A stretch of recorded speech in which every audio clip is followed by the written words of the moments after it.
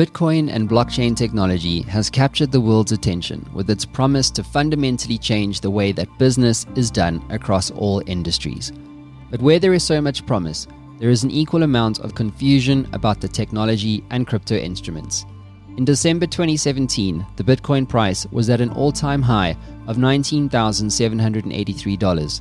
The world's media went crazy, saying that Bitcoin's price had gone parabolic.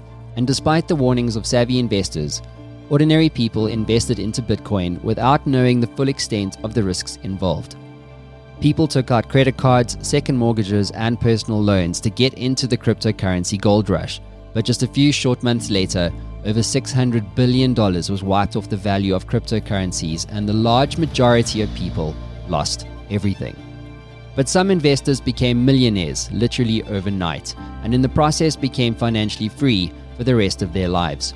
But are cryptocurrencies the answer to financial independence for a few or for many? To get the answer, we have launched a new series called Crypto Kungfu, which will take an investigative look at the current news, risks, and opportunities in the cryptocurrency space and give you access to the world's leading crypto experts right here on the Map Round Show. Listen closely to our $1,000 trading challenge, where we will ask these experts to trade with our money to prove whether the world of crypto, like Bitcoin, really do live up to the hype. Hey there guys, welcome to the first installment of Crypto Kungfu.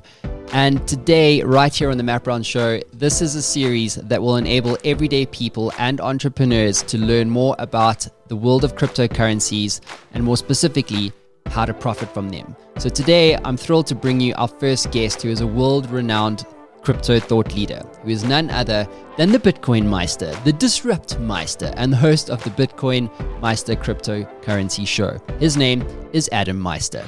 And on this episode, we unpack why France won't tax the sale of crypto assets, how one lawyer is recovering a $2 billion Bitcoin hack, why Kim Jong-un is hosting his second crypto conference behind closed borders, and everything you need to know about something called a hard fork recently executed on the Ethereum blockchain. And listen closely, guys, to Adam's recommendation for our first trade on the $1,000 cryptocurrency trading challenge. So without further ado, into Adam Meister. And we're live. Hey guys, welcome to the first edition of Crypto Kungfu. And in this series, we're going to be taking a kind of a deep dive into all things crypto. We're going to be exploring with pretty much the who's who of the crypto community. And basically, we're going to be exploring how you guys as entrepreneurs, as ordinary people, can basically use this whole world of crypto to essentially build financial independence and things like that. So with me on the line today is the Bitcoin Meister, Adam Meister. Welcome to the show, dude. Great to talk to you again, Matt. Yeah, no, Adam, don't you want to just put your camera a little bit up a bit more? I'm cutting your head off a little bit. There you go. Oh, you want to see the hair? You're a good-looking guy, man. I mean, the hair is what makes the Bitcoin Meister so recognizable around the world, eh? So where are you at the moment? Right now I'm in Tel Aviv, Israel, actually. What are you doing out there? I'm hanging out. This is blockchain week, actually. They've been having some conferences and some gatherings. I was at some CoinDesk event last night at a bar, meeting people. It's great to meet real people in person. It was great meeting real people in South Africa that were into Bitcoin and crypto, and it's great meeting real people here in Israel too. Yeah, it's cool. So March 2018 was when we did a live show down here, also called Crypto Kungfu. We had about, a few hundred people in the room.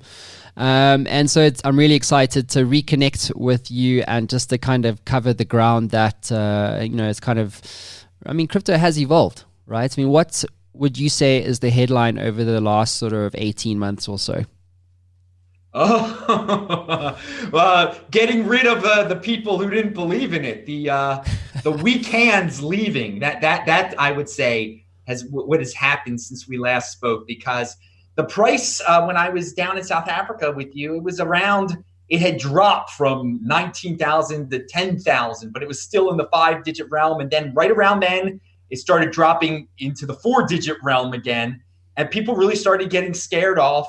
All the altcoins crashed. All the ICOs crashed. So a lot of people who were in it during the good times got freaked out and they left. And more and more people sold, and the price went all the way down to 3,000. And you got to see who the true strong hands were. And I never left. I did a video every single day during this period. And now things are back on the upswing, but not for the altcoins yet. So we're still in, I guess, an altcoin winter. It seems like we can see the end of the tunnel in terms of Bitcoin. And I think that's a good summation of since what's happened since I last saw you. The weak hands have been flushed out. Yeah, it was kind of like the chance takers, right? It was this whole, digital crypto gold rush, and everybody was getting rich, and people did make money, right? And a lot of people remortgaged their homes, took out personal loans, and as you say, when the price kind of tanked from $19,000 at its all-time high, and it went down and down and down all the way down to $3,000, a lot of people lost their shirts. And this is really why I cover the cryptocurrency space. Is for that one reason. It's to help the man in the street understand exactly what the opportunities are, but then also what the risks and the downsides are.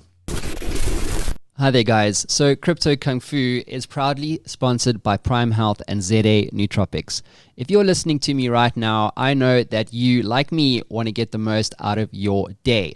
So whether you're an entrepreneur, a crypto investor, business leader, or simply a regular guy or girl like me trying to build something of value for yourself, you need what I have, and that is a customized mix of premium, high-performance smart supplements and adaptogens from Prime Health. This stuff is the bomb. So these products have helped me to make every day a success and have helped me improve my brain health, cognition, and overall stress management. ZA Nootropics are ready to help you too. So simply head on over to zanootropics.co.za and browse the online store of amazing smart supplements. And I highly recommend the Lion's Mane Mushroom. It will blow your mind. But whatever you buy, enter the code NINJA20 at checkout and you'll receive a 20% discount on your order. I cannot recommend these guys highly enough. So go there now. That's zanootropics.co.za. So today we're going to start the show by getting into some news. But before we do that, we're actually going to trade the market. So what I've got is I've given $1,000 to Kira, who's our voice of reason. The voice of reason. Say hello, Kira. Hi, Adam. Hello. So Kira is the producer of Crypto Kungfu, and she doesn't know a thing about crypto. So she's essentially going to be the voice of reason, and she'll be interjecting and asking questions that I should say will reflect the majority of the knowledge of the ordinary person, right? So things like, what is an altcoin? As an example. But yeah, Kira, feel free to jump in whenever you want to. So what is this $1,000 trading challenge? So in essence, what it is, it's sitting on an exchange here called Valor. Actually, the founder of Valor is coming onto the show over the next few weeks. And basically, we're going to ask Adam here to trade.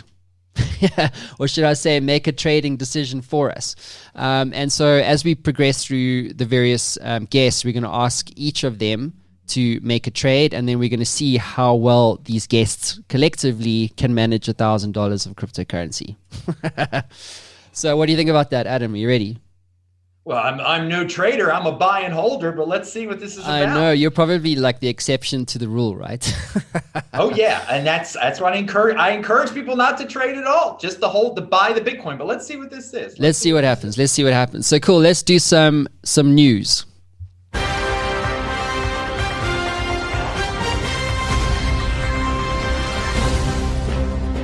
Cool. So crypto news. So what the team have done here is they've pulled up some latest articles here, and I just wanted to talk to Adam, really get your views on some of the news that's kind of moving through the crypto market at the moment. So this one here is around, the headline is France won't tax crypto only trades, but they will tax crypto to fiat sales. What have you observed over the last sort of year around the regulators and tax implications, avoidance, and that kind of thing? Well, first of all, I think this is a great move. It's too bad they have to tax the crypto to fiat sales. But recently in Portugal, they're not taxing any any crypto trades at all, whether it be in the fiat or to crypto. So I like that development. In terms of other regulators all over the world, we hear about in the United States, they've had hearings because of Facebook. So there's a lot of virtue signaling going on from regulators, I think. They haven't been that clear yet. I think they're trying to see which way the wind blows. And in the Western countries, I've got a good feeling that they're going to let it, they're not going to get too draconian and tax these things out of existence. There's only certain ways that people can make money now, and they want people to make money. So they'll probably, unfortunately, they will tax them. They won't go the Portugal route, but I don't think we'll have any draconian things. And we do need clarification, though, on the crypto to crypto trades. And I'm glad to see France doing that. Some countries really haven't done that because they don't even understand such a thing exists. They're used to the fiat realm, and that's all they care about. So it would be nicer. It would be nice to see more countries clarifying that aspect of it. So basically, just for our listeners who potentially aren't following, so basically what this means is if you're trading from one cryptocurrency to another and you create some kind of dividend or margin on that trade, essentially what France is saying is that they won't tax that type of trade, but only when you draw down on your profits to actual currency that you can spend on milk and things like that. That's when you'll get taxed. Is that kind of what the headline is saying? Yes, that's what it's saying. When you go back into their fiat realm, you're playing their game, and they're gonna tax you. Meanwhile, in Portugal, that's hilarious. So one of the things about cryptocurrencies is that if you're sitting with like one Bitcoin or however many Bitcoin it is, really, if it's not on your private keys on a hard drive in a safe somewhere, you don't actually own it, even though on the market it might actually say that you've got, a $10,000 or $1 million worth of Bitcoin. And so, exchanges have been hacked, frequently. And it's ironic because when you think about the principle of the blockchain, it's meant to be immutable, right? It's meant to be secure. And so this particular news piece here is entitled $2 billion lost in Mt. Gox Bitcoin hack, and some lawyer claims that it can be recovered. What is going on around the security of cryptocurrency exchanges? Well, they hold your Bitcoin. When they have your private key, and they're organizations that have different people working in them. Some of them may be corrupt. So some of these hacks are totally inside jobs. They're going to be more. You said we've had some hacks. We're going to have more hacks. It's still a clown show at many of these exchanges all over the world. Some of them are highly regulated now, Coinbase, Gemini. Still, you're better off not leaving your cryptocurrency there. You control. The whole point of cryptocurrency is to be your own bank. So when you leave your coin somewhere else, you're letting them be your bank. And there definitely is risk there. And again, they can be hacked by outsiders, but they can be hacked by insiders too. And that has happened before. So it is the regulation by some countries is making it harder for outsiders to possibly hack it, but it's not worth the gamble to me at all. You learn how to control your own private key, get a hardware wallet, and you won't have to worry about these types of things. So should you be leaving your crypto on exchanges at all? I mean, you must leave some of it, right? No, surely never. No, never. You see, that's the thing. Why are you buying a coin that you have no idea how to store? You see, this is what happens. People end up buying these fifth-tier altcoins. They can't take it off the exchange because they don't have a wallet for it, so they're forced to leave it there. But that's. I mean, you don't fully understand what you're buying. Then you do not know how to control it. It's just gambling. So I would not venture into that realm at all. I would only buy things that I understand what they are and how I can personally store them. Yeah, that's actually true.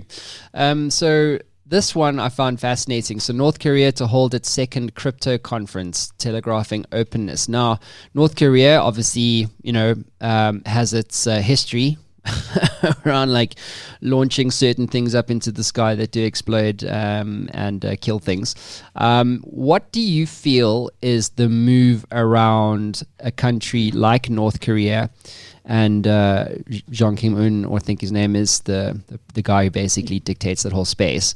But what do you think his kind of strategy is around being open to cryptocurrencies? What do you feel is going on there?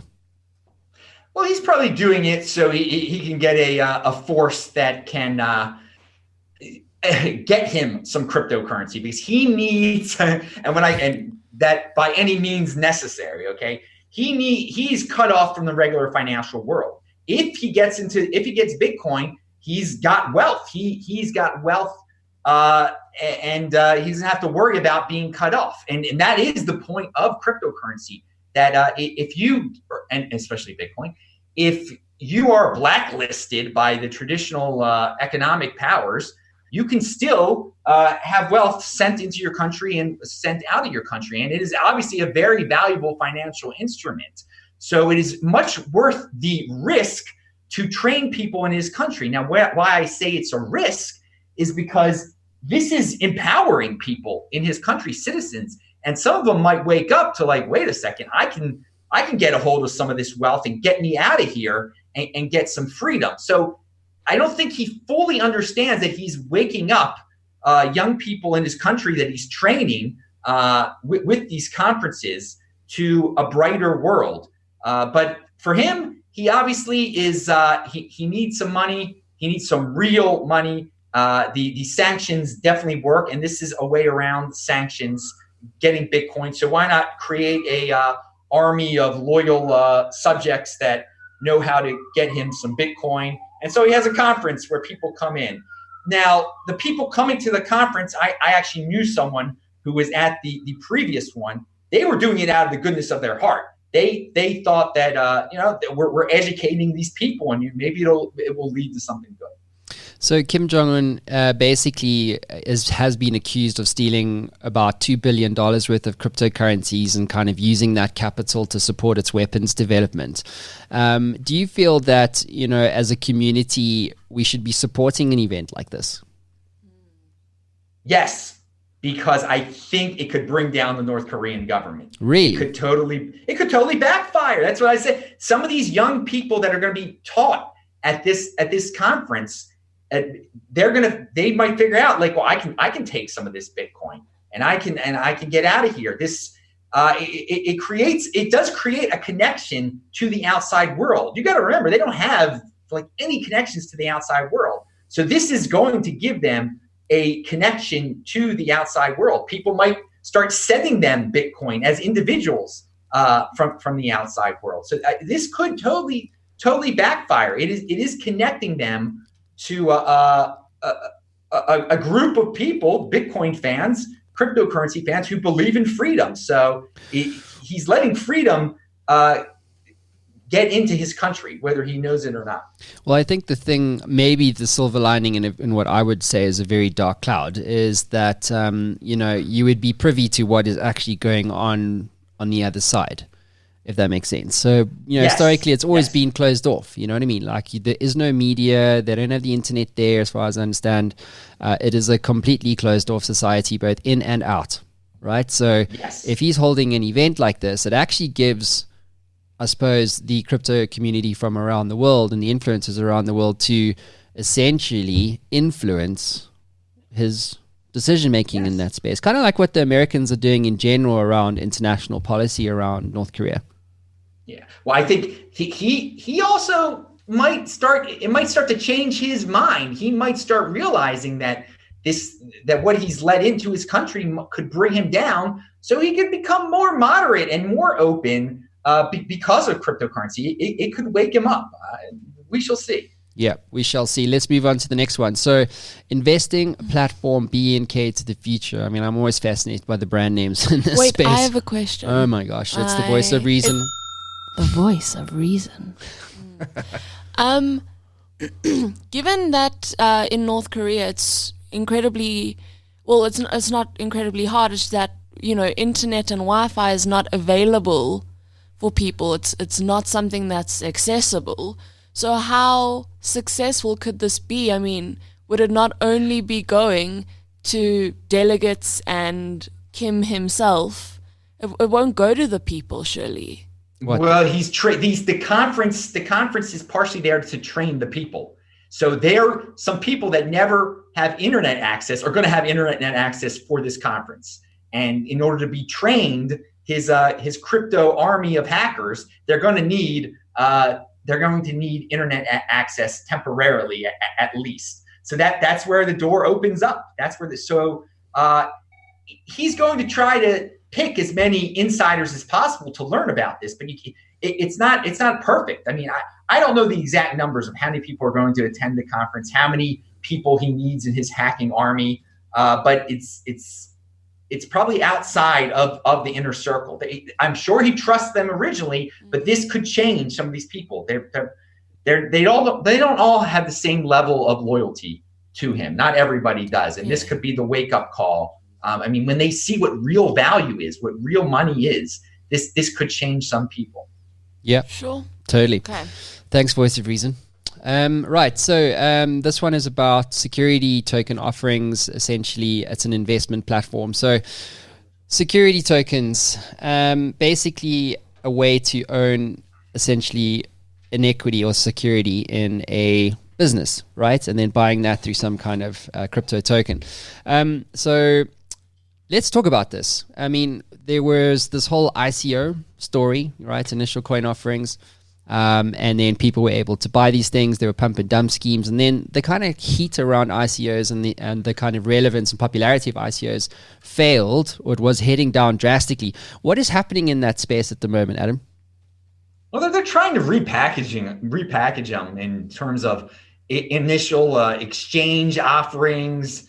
This thing over here. Whatever this is called, from Bank to the Future. And Simon Dixon is a great guy, the guy behind Bank to the Future, STOs, whatever they want to call it. So, I mean, it's a way of owning a piece of a company, basically. It's a securitization of a company. I mean, it's something that's supposed to be highly regulated. I say let them do it. I think eventually we're not going to have stock markets anymore. I mean, everything's going to be the ICO method or some new iteration of it. So it's a repackaging of it. It's something but still that people have to be so careful. Most of it's just going to be scammy stuff. Most of it's going to be fake, just like 99% of the initial coin offerings were failed or never brought a product to the table. I say let them keep on innovating, but this seems to just be a repackaging of the ICOs, and I don't know how big it's. It's not going to get as big as the ICO bubble, but they'll find another way to create something that will have some type of freak altcoin bubble again. Do you think so? People who love altcoins. Yeah, I mean, we could never have predicted the ICO thing back in 2016. That was just a concept we could not have predicted. So I'm saying now there will be some altcoin concept that we're not going to be able to predict now that people are going to go bonkers over, in 2021 maybe. Yeah. So a security token offering, which I agree, by the way, is a totally repackaged or rebranded ICO story. But I think for me, one of the big disruptors in business funding in general is crowdfunding, equity crowdfunding.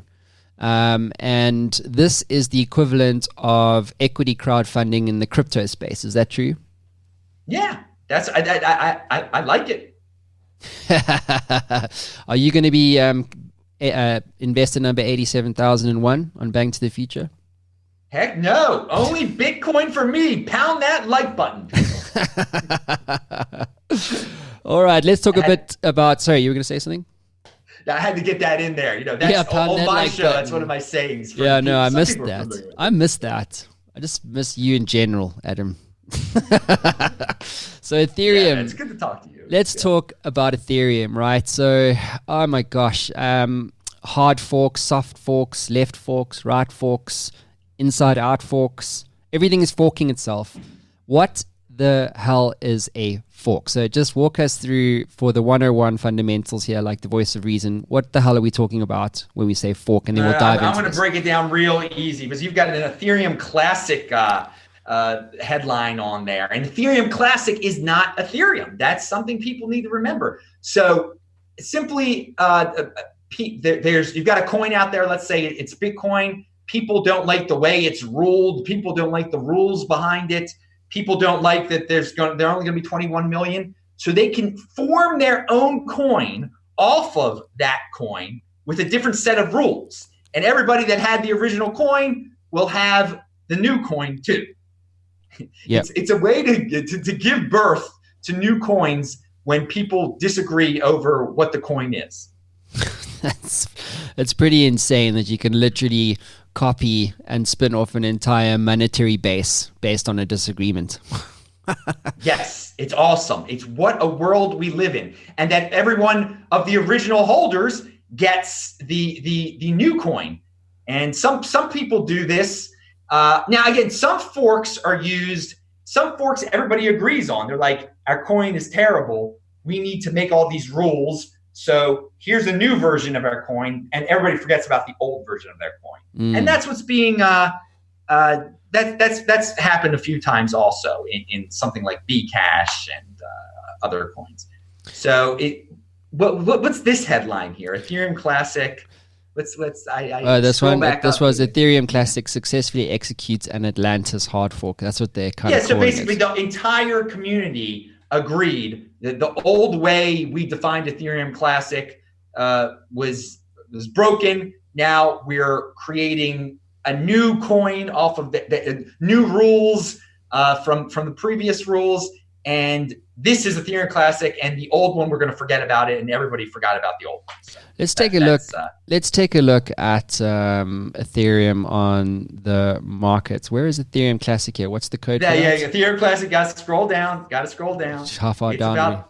There it is. There it is. Something, right? So that's actually 17. All right, 17. Number 17 in terms of the world's most valuable cryptocurrency. So they're now forked. So then what would you see on a site like CoinMarketCap, which lists all the cryptocurrencies and their trading volumes, total market cap, etc.?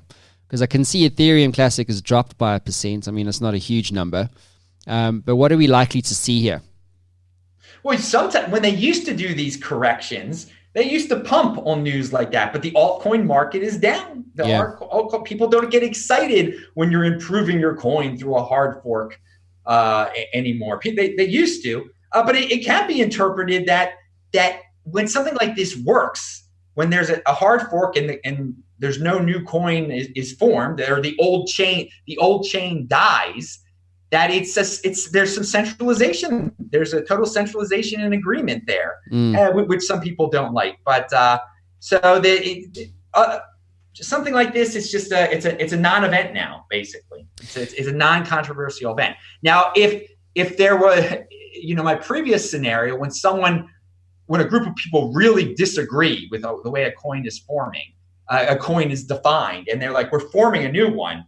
That's newsworthy, and then they have to make arrangements for CoinMarketCap to list their new coin, which is a whole bureaucracy too. Sure.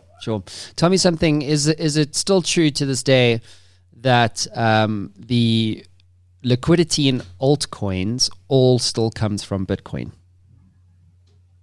A heck of a lot of it does. Yeah. I mean, there's some places you can buy.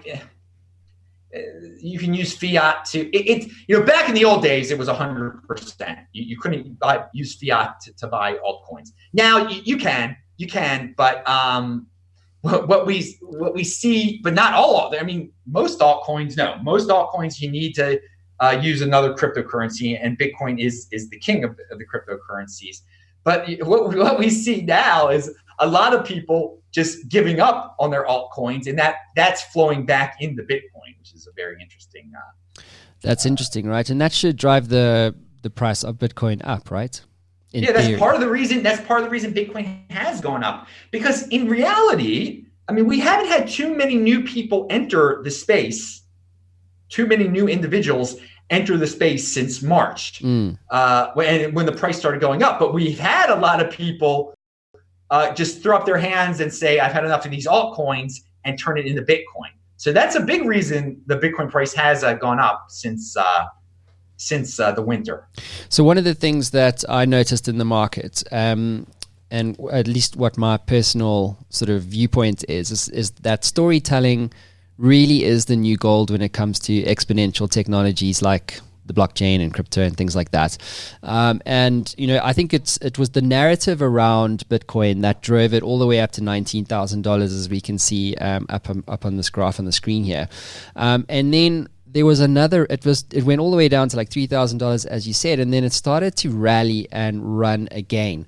And one of the things that I observed, you know, in the market at the time was the fact that Facebook the news came out that Facebook was going to release its own cryptocurrency called the Libra, and that lent credibility to the space. A big, massive trillion-dollar market cap sort of company comes in there and basically says, hey, this is a legitimate space, and suddenly the narrative's changed and it started to run again. What observations have you seen, or do you agree with me that that is why it ran, number one? And number two, as an entrepreneur, as an investor, as an ordinary person looking to maybe get into the cryptocurrency space, what should we be aware of when it comes to the power of story and cryptocurrencies? Oh yeah, the power of story is huge, and that was a huge story. And if any new money, and there's some new money was coming into the space, it definitely was. It was giving confidence by that news story. You know, we live in a crypto bubble where we kind of are like, oh, Facebook coin. But in the outside world, Facebook's getting into cryptocurrency. This is a legitimate financial instrument now. So that definitely changed the tone. That probably got some weak hands saying, wait a second, I got into fiat here. I'm getting back into this because the roll is about to take off again. This is huge news. So it created a sense of FOMO, fear of missing out. So we've encountered lots of stories, or a number of stories in the past, that create this FOMO, and it seems like the certain class of people that will only buy when things are going up. So this generates that initial a teeny run up, and then it catches adds fuel to the fire, and more people FOMO and jump in because this is why you have to be a person that has the conviction and belief in Bitcoin all along. So you don't need a story like that to inspire you to buy. You know that in the long run, this thing is here to stay. And so you buy it when everyone is selling. But a story like that does kind of change the overall mentality of the space, the group brain, and people go from that selling mentality to a buying mentality. Yeah, that's a really great point. Cool. Let's have a look at this one. So history favors the bulls as Bitcoin price trades sideways at 10K. And so we're looking at this currently at the moment. I mean, what do you think is, I know I'm asking you to speculate, and I apologize because I know what you're about, and you're about holding the Bitcoin cryptocurrency in your wallet above all else. But what do you think, looking forward over the next sort of 6 months, even just towards the end of the year, do you feel we're going to net out on in terms of a Bitcoin price? I don't think we're getting to an all-time high this year. I think people should be calm because we're not, the Bitcoin halving is coming in May of 2020. And I think we'll start to have the run up to the Bitcoin we had in 2016 probably at the beginning of 2020. So we're away from we're not in 2020 yet. So there's going to be some more turbulence. Most people haven't heard of the Bitcoin halving. What is that? There will be halving hype. Oh, excuse me. You go ahead. Can you hear me all right? I can. What is the Bitcoin halving? I've got the voice of reason jumping up and down. All right. Every 4 years, it's programmed in that the new amount of Bitcoin that is mined cut in half. So the miners, starting on that day in May in 2020, they will only start mining half as much Bitcoin as they did the previous 4 years. So the new supply being added is going to get cut in half, and that happens every 4 years. So supply and demand, the old economic basis there, one would think there's going to be less and less of it, less new Bitcoin out there. And if demand remains the same, the price will go up. So what's the economic reason for doing that outside of just, I know you mentioned supply and demand, so I'm trying to understand why is that a thing? Why do we halve the available Bitcoin to be mined? The person whoever made Bitcoin, Satoshi Nakamoto, currencies, he wanted to make something that was the opposite, that was deflationary, something that, and we've never lived through with a deflationary currency before. So that is the uniqueness of this. There's not more and more of it's being, less and less of it is being produced, until one day there will be none of it will be produced, and some of it will get lost. So you'll have less Bitcoin over time, and it'll become more scarce. So this is a very interesting experiment we're living in. It is interesting, especially from a deflationary point of view. I think it's pretty cool. So this one here is around Russia's largest bank buys $15 million in debt using Hyperledger blockchain. What is going on with Hyperledger blockchain? Dude, I think it's total hype. I wouldn't mess around with it at all. I think it's one of those buzzwords that people don't even fully understand what the heck it is. Did you say Hyperledger? It's something that just keeps getting into the news. They got good PR people. How about that? That's what I say. With these news sources out there, there's just certain things you keep on hearing about, and there's very little substance behind it. So this is something that I've been hearing about for quite some time, and doesn't really intrigue me whatsoever. It's one of those buzzwords. But the intention was to help Bitcoin scale, or the blockchain scale, correct? Using the Hyperledger. That's what they said it would do, I guess. But I mean, these are things that can be done. I mean, this is a third party trying to do something like this. I mean, let's try, I guess. But it's something that doesn't concern me at all. It's one of those, there's all these buzzwords out there, all these buzzword products that are based on blockchain this, blockchain that. And I think something like this, and they always use some country to legitimize it. They're like, oh, China's using this, Russia's using this, Estonia. Something something like that. And no, I don't think it's the product of the future. I think it's a bunch of hype, and stories like this are typical. But this is what gets clicks. Big country and some cool sounding product name. Yeah, exactly. Well, I think that the exciting idea would be, when, I suppose, are we able to get institutional money to come and play seriously in the crypto? Well, that's a different thing. We're institutional money's coming in with backed, and the financialization of Bitcoin is coming in. They'll be able to buy it just the normal way and then make financial products out of it, and that is happening. And there are going to be a lot of people in the future that are complaining, like, whoa, how did all these banks and these big financial organizations get so much Bitcoin and I have none? Well, you have the chance right now to get in before they get in. And maybe part of the reason the price has been going up is because some of these large financial organizations have been buying it for their various financialization products that are coming down the road, backed and all these other products in the US and wherever. Yep. So we're going to wrap up the news and move on to Crypto Cats. That is the sound of Adam's cat.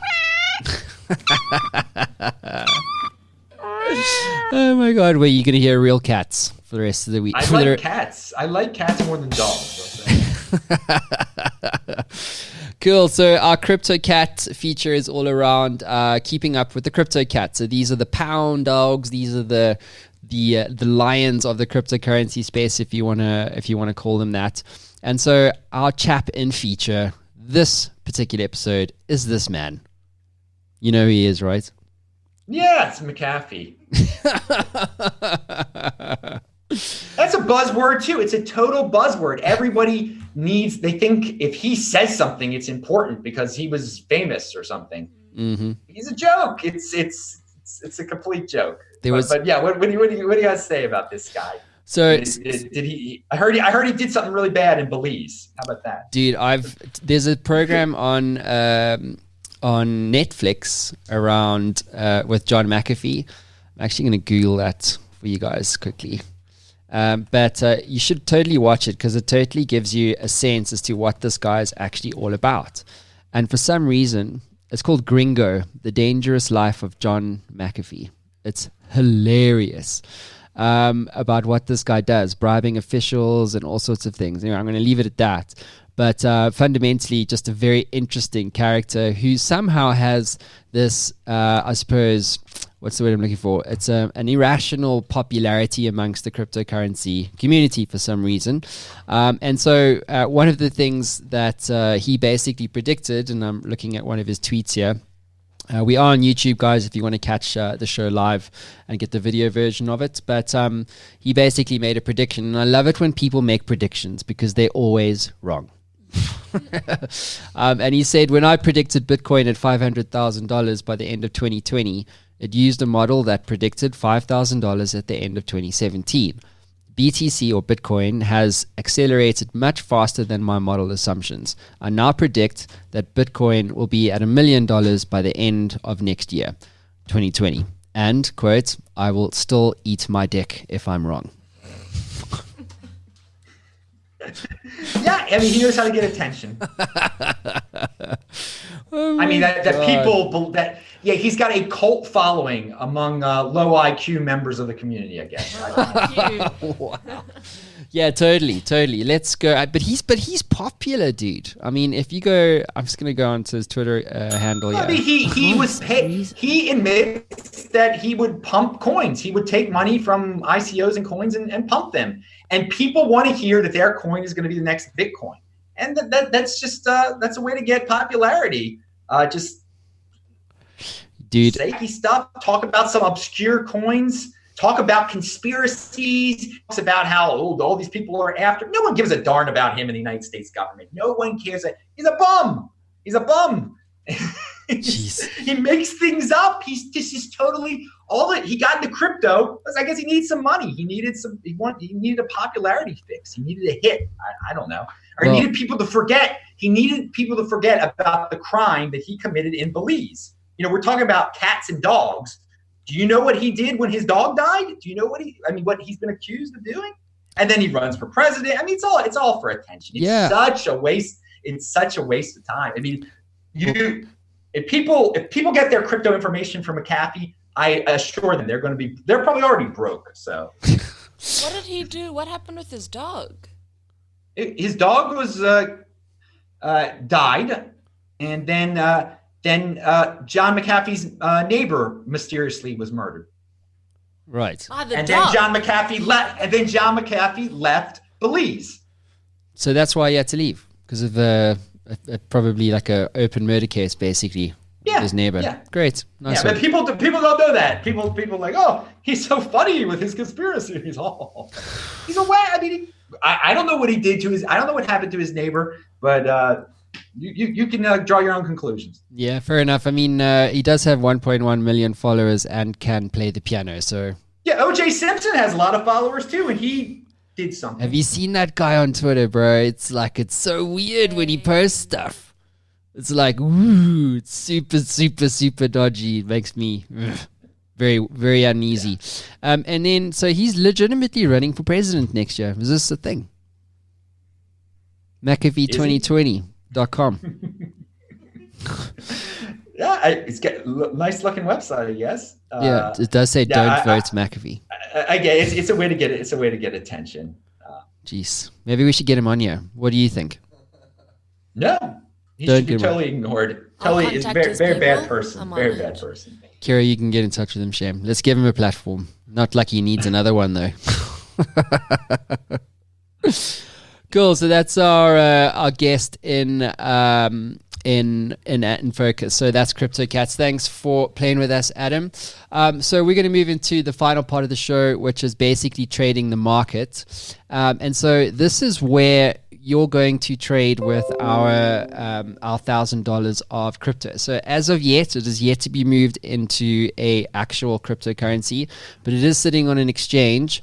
what is your trade? Go. Wait, I have a question first.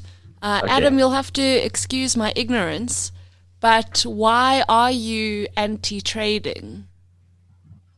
Oh, because if you just hold the Bitcoin, it goes up in value over time.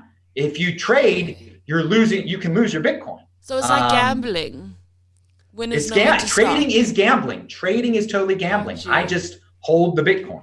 Okay. That's all. I've been doing so since 2013. Crazy. And just an official announcement, when this trading challenge goes well, I just wanted to put it out there, Matt has allowed me and my team to cash in on it. So for everyone listening, we can't go back now. This is an official announcement. We get it. So basically, Adam, no pressure. And we get a Christmas bonus. All right, so you've given me $1,000 and you want me to make a trade. Yeah, go. Just buy $1,000 worth of Bitcoin. Okay, so IT guy, can you lock in that trade? On Valor. Well done. Congratulations. Okay, so that's bought on the old Bitcoin. But I wanted to ask you for some altcoin things to look at. And then I'm going to ask you for a buy and or sell.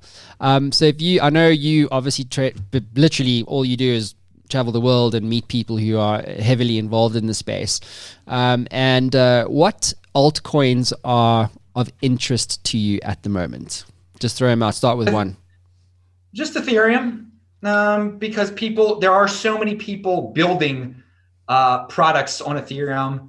They actually have developers. These other altcoins, I don't think they even have developers, people building anything on them. But Ethereum, I mean, there's a conference here in Tel Aviv, an Ethereum conference, and it has been going down in value. There's been a sentiment. Some people are down on it. Some people are giving up on it. But I do see people are still building on it, and it is not Bitcoin. It's not supposed to be the world reserve cryptocurrency. It's supposed to be the computer.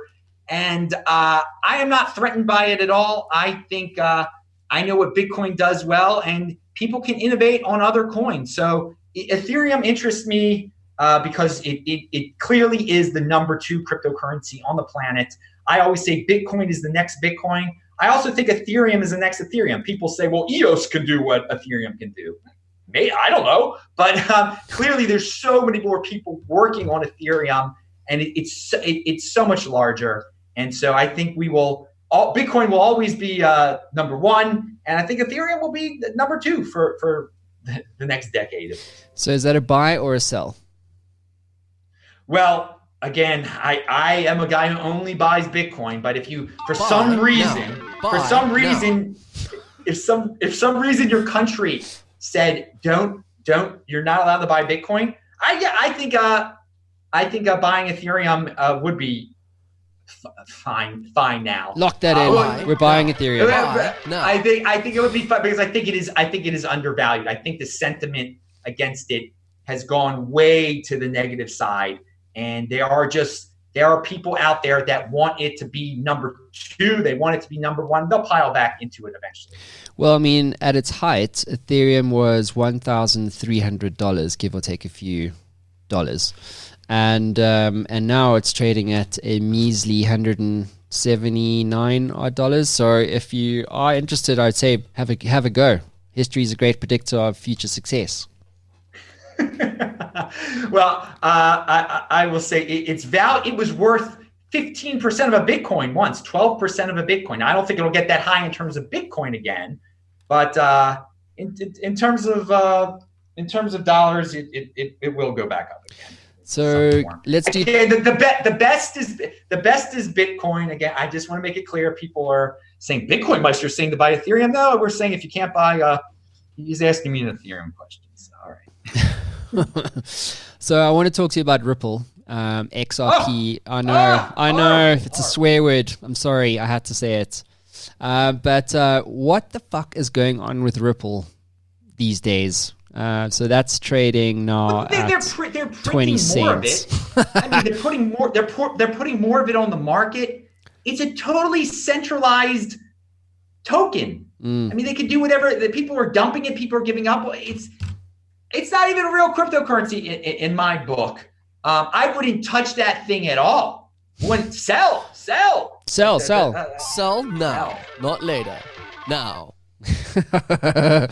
So, you know what's interesting? I'm fascinated about the economics underlying, anything really, any product, and any cryptocurrency is a product. And so, I'm looking at the circulating supply. It is huge. Yeah, there's like 43 billion Ripple units out there. So they're fake Twitter accounts that say it's going to be as big as Bitcoin, because I don't think there are any real people that actually like that like Ripple. I have never met a Ripple fan. I mean, it's amazing. You see all these accounts just like saying the same thing over and over again, how great it is, how it's the next Bitcoin. If it went up to Bitcoin's price, I mean, it would be worth more. It would be worth almost $1 quadrillion or something. Look how many there are. And so if it was worth $10,000, it would be worth more than all of wealth on earth. So it's not going to be Bitcoin's price, people. I mean, do the math. It's unbelievable. But totally. It's a very interesting product, interesting company that you really can't beat. You can't. I've never met a real Ripple fan in person. So when I last covered this space about 18 months ago, I believe it was identity tokens or cryptocurrencies that were focused on, or applications thereof were focused on security, identity management, that kind of thing. Is that still a trend these days? ID stuff, like what Vinny Lingham was doing, what Civic was doing. There you go. Yeah, he's still doing it. Vinny, he's still doing it. I mean, there's some interest in that. I wouldn't say it's a big thing. I'd say it's a niche thing, definitely. And then one more: Bitcoin Cash, buy or sell? Sell now, not later.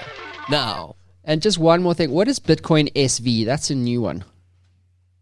Yeah, they forked off of.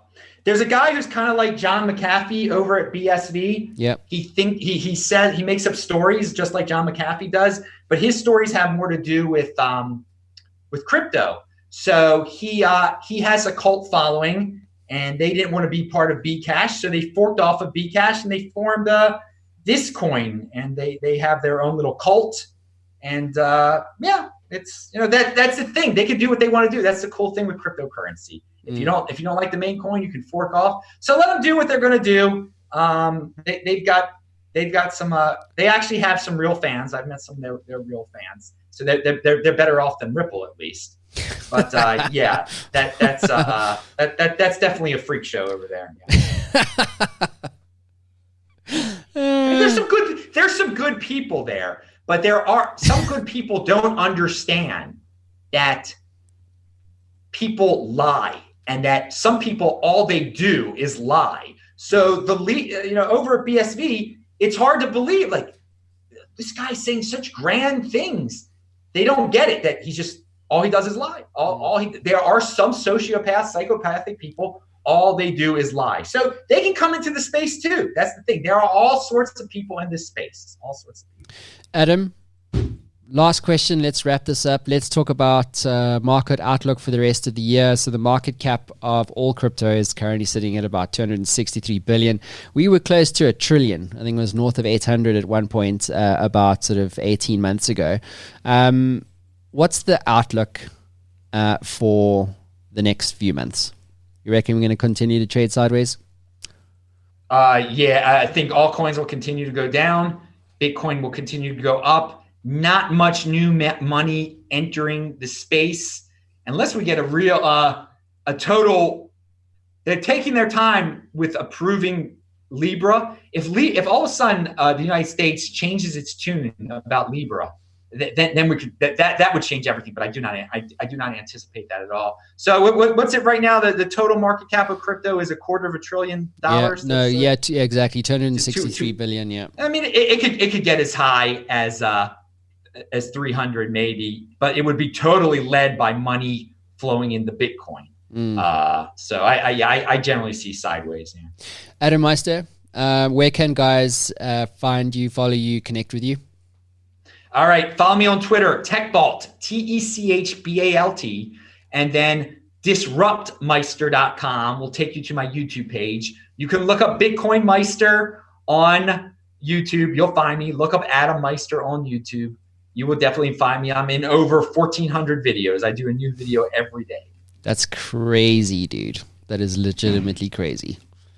Conviction, strong hand, people. Pound that like button. Pound that like button. And thank you guys for checking out Crypto Kungfu, powered by the Matt Brown Show. We are going to be covering this over the next few weeks. We've got some very huge talent coming on the show. Rand Neuner is from the host of CNBC Crypto Trader. We've got Luke Martin, the venture coinist from the States, and many, many others, both local and international. So do leave us a review on iTunes if you are listening to the show, and or head over to YouTube and pound that subscribe button. Adam Meister, thanks so much for being on the show, dude. Always great to see you. Thank you, Matt Brown. It was my pleasure. Okay, yeah, let's do it. Show 1 done. Hey guys, thanks so much for checking out the Matt Brown Show. I hope you found incredible value on this channel and on this particular episode. If you haven't done so yet, why don't you hit that subscribe button right now? Pound that subscribe button, and that will allow you to get access to more content as it becomes available. And don't forget to access and approve notifications. So when we do release new content, you will be notified.